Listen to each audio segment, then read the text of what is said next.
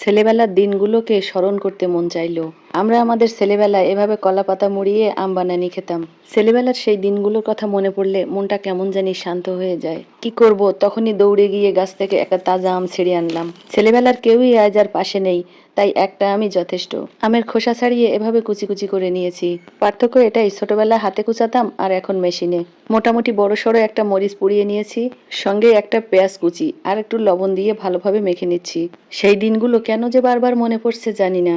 সামান্য একটু সরিষার তেল দিয়ে আবারও মেখে নিচ্ছি। এবার মরিচ পেঁয়াজের সাথে কুচানো আমগুলো আলতো করে মেখে নিচ্ছি। ছোটবেলার সেই আদর, ভালোবাসা আর ছটফটানি নিয়ে মাখাতে হবে কিন্তু। 1.5 চা চামচের মতো চিনি দিয়ে নিয়েছি। ছোটবেলায়ও সেটাই করতাম, একটু চিনি দিয়ে নিতাম।